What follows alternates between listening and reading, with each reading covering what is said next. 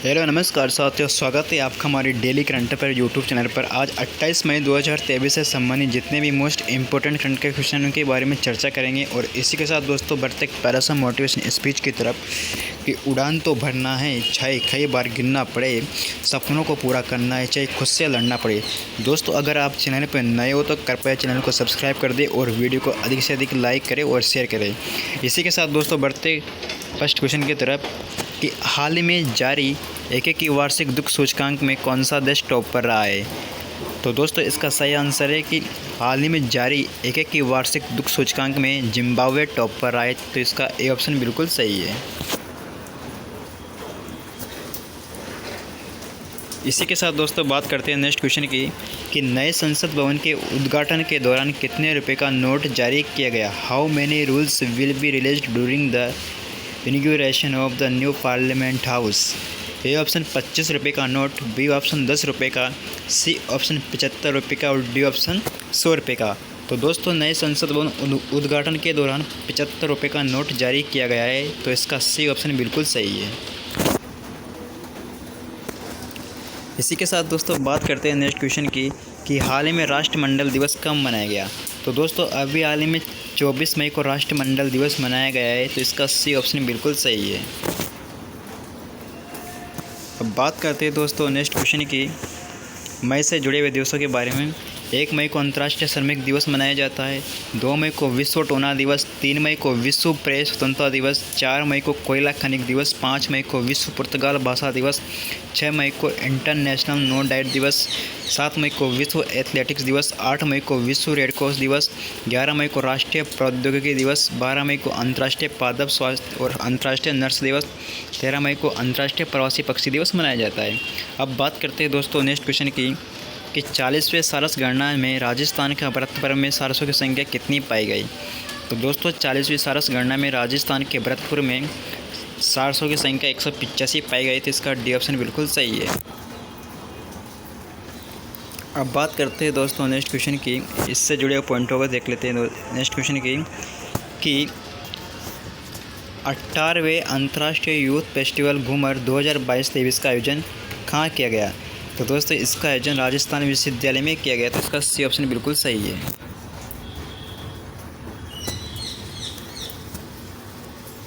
अब बात करते हैं दोस्तों नेक्स्ट क्वेश्चन की कि भारतीय साइबर अपराध समन्वय केंद्र की जारी साइबर अपराध श्रेणी में कौन सा जिला देश भर में प्रथम स्थान पर रहा है।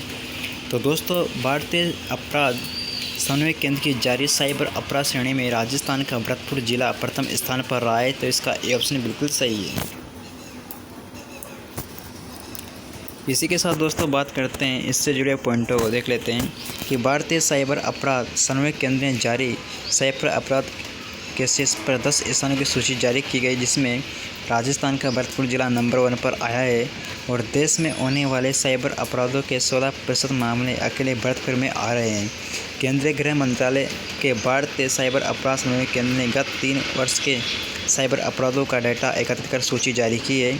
और गृह मंत्रालय की ओर से जारी साइबर अपराध की रिपोर्ट में देश भर में पंजीकृत कुल साइबर अपराधों में से 55.1% राष्ट्रीय राजधानी क्षेत्र में हो रहे। इन स्थानों में से सबसे अधिक 16% अकेले भरतपुर में सामने आए हैं। इसी के बाद मथुरा में से 14% और मुंह से 12% और गुरुग्राम व अलवर से 12% मामले सामने आए। अब बात करते हैं दोस्तों साइबर अपराध होने पर 1930 पर कॉल कर सकते हैं। और साइबर अपराध होने पर लोग 1930 हेल्पलाइन नंबर पर सूचना दे सकते हैं। अगर पीड़ित अपराध होने के 1 घंटे में 1930 हेल्पलाइन पर कॉल कर सूचना देता है तो एक खाते से दूसरे खाते में रुपए ट्रांजैक्शन को रोकने में मदद की जा सकती है। और समय पर सूचना देने पर बड़े अपराध को होने से बचाया जा सकता है। इसी के साथ दोस्तों बात करते हैं नेक्स्ट क्वेश्चन की कि मई 2023 में एशिया का पहला सबसे रिसर्च लैब कहाँ बनाया गया। Where was Asia first research lab unity May 2023। तो दोस्तों मई 2023 में एशिया का सबसे पहला रिसर्च लैब पुणे में बनाया गया। तो इसका डी ऑप्शन बिल्कुल सही है। अब बात करते हैं दोस्तों नेक्स्ट क्वेश्चन की कि हाल ही में आसियान पर्यटन फोरम 2024 की मेज़बानी कौन करेगा। Recently quality responsibility tourism sustainable Asian who will host the Asian tourism forum 2024। तो दोस्तों हाल ही में एशिया रिपोर्ट फोरम 2024 की मेज़बानी करेगा, लाहौस करेगा, तो इसका बी ऑप्शन बिल्कुल सही है। अब बात करते हैं दोस्तों नेक्स्ट क्वेश्चन की कि तेलुगु कहानीकार और उपन्यासकार केतु विश्वनाथ रेड्डी का निधन हो गया है। इनका संबंध किस राज्य से था। तो दोस्तों इनका संबंध था आंध्र प्रदेश राज्य से था। इनका अभी हाल ही में निधन हो गया है, तो इसका सी ऑप्शन बिल्कुल सही है। अब बात करते हैं दोस्तों नेक्स्ट क्वेश्चन की कि हाल ही में राष्ट्रीय होम्योपैथिक सम्मेलन हेमोकॉम 2023 का आयोजन कहाँ पर किया गया। Where was the nation homeopathic convention human 2023 organised. A option Dehradun, B option Uttar Pradesh, C option Paschim Bengal और डी ऑप्शन मणिपुर। तो दोस्तों इसका आयोजन देहरादून में किया गया है, तो इसका ए ऑप्शन बिल्कुल सही है। अब बात करते हैं दोस्तों इससे जुड़े हुए पॉइंटों को देख लेते हैं कि इसका उद्घाटन उत्तराखंड के मुख्यमंत्री पुष्कर सिंह धामी ने किया और इसके जो खोजकर्ता है वो सैमुअल एनीमी। और 2022 में इसका जो आयोजन किया गया था वो दुबई में किया गया था। अब इसमें होम्योपैथिक की बात आई है तो दोस्तों इसमें होम्योपैथिक दिवस प्रत्येक हर साल 10 अप्रैल को मनाया जाता है। इसी के साथ दोस्तों बात करते हैं नेक्स्ट क्वेश्चन की कि हाल ही में पुस्तक the golden various the many enjoy of living a good long life किसने लिखी। तो दोस्तों ये पुस्तक लिखी है रस्किन बॉन्ड ने लिखी है, तो इसका बी ऑप्शन बिल्कुल सही है। हम बात करते हैं दोस्तों अगले क्वेश्चन की कि पंचक्रम संकल्प का संबंध किस मंत्रालय से है। तो ए ऑप्शन बंदरगाह नौवन जलमार्ग मंत्रालय, बी ऑप्शन आयुष मंत्रालय, सी ऑप्शन स्वास्थ्य मंत्रालय और डी ऑप्शन वित्त मंत्रालय। तो दोस्तों पंचक्रम संकल्प का संबंध बंदरगाह नौवन जलमार्ग मंत्रालय से है, तो इसका ए ऑप्शन बिल्कुल सही है। अब बात करते हैं दोस्तों इस नेक्स्ट क्वेश्चन के बारे में कि कौन सा देश एशिया पेट्रोकेमिकल उद्योग सम्मेलन 2023 की मेज़बानी करेगा। Which country will be host the Asia petrochemical industry summit 2023। तो दोस्तों इसका सही आंसर है कि अपना देश भारत एशिया पेट्रोकेमिकल उद्योग 2023 की मेज़बानी करेगा, तो इसका ए ऑप्शन बिल्कुल सही है। अब बात करते हैं दोस्तों इसका उद्देश्य क्या है। इसकी थीम थी कि एक सतत भविष्य में प्रवेश। इसी के साथ बात करते हैं दोस्तों अगले क्वेश्चन की कि बेरिन पैरा बैडमिंटन चैंपियनशिप SL3 में पुरुषों के एकल प्रतियोगिता किसके द्वारा जीती गई।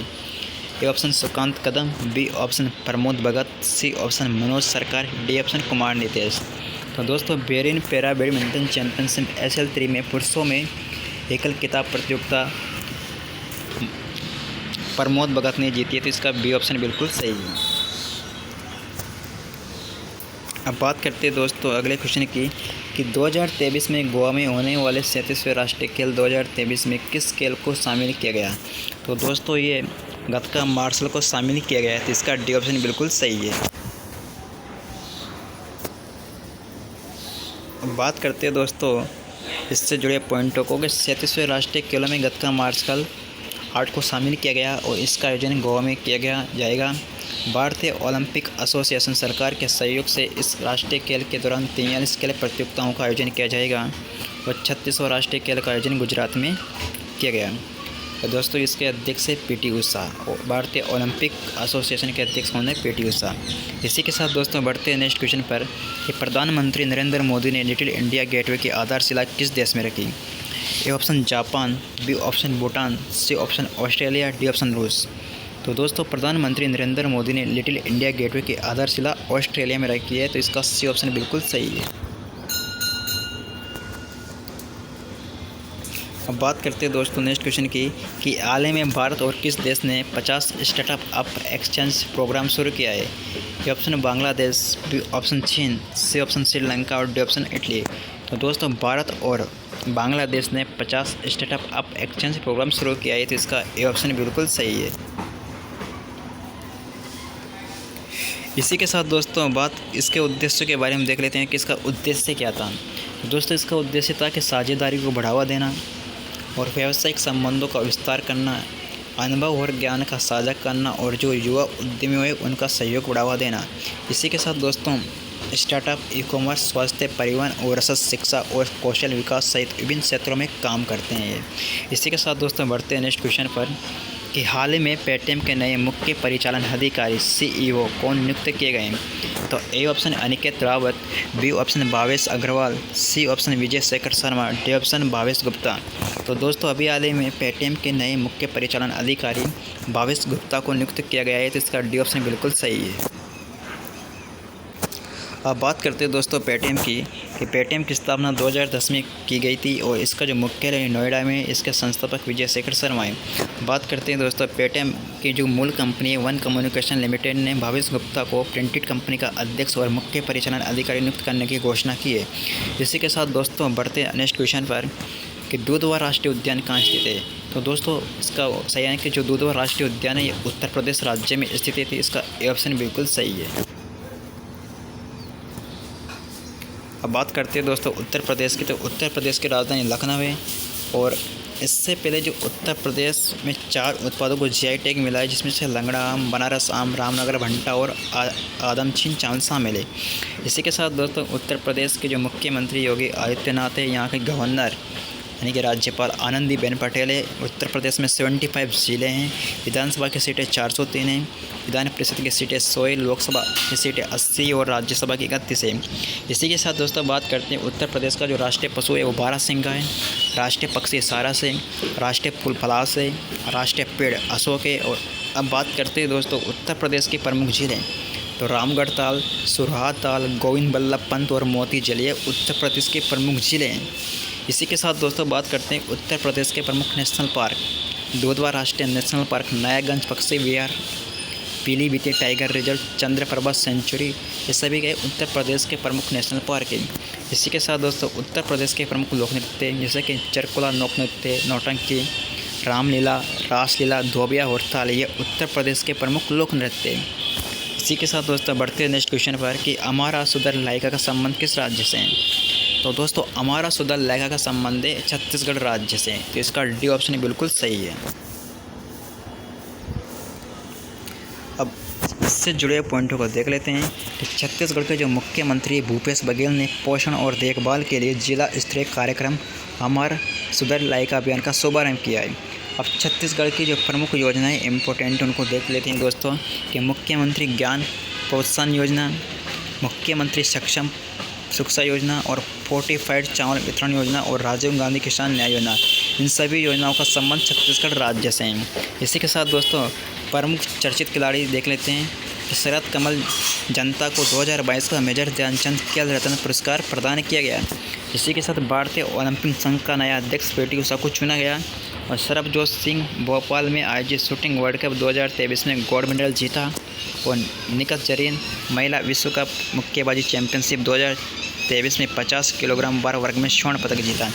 इसी के साथ दोस्तों बढ़ते हैं नेक्स्ट क्वेश्चन पर कि IUCN की स्थापना कब हुई?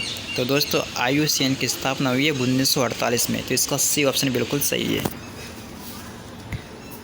अब बात करते हैं दोस्तों इससे जुड़े पॉइंटों को, तो दोस्तों इसकी जो स्थापना 1948 में हुई है और इसका जो मुख्यालय स्विट्ज़रलैंड में यानी कि ग्लैंड स्विट्ज़रलैंड में है और रेड डाटा बुक भी IUCN द्वारा जारी की जाती है। इसी के साथ दोस्तों बढ़ते अंतिम लास्ट क्वेश्चन की तरफ कि हाल ही में टिकटॉक पर प्रतिबंध लगाने वाला पहला अमेरिकी राज्य कौन सा बना है?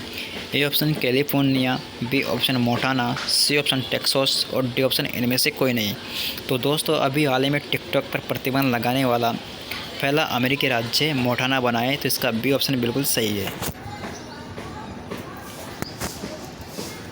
तो दोस्तों आज के लिए इतना ही पर्याप्त है।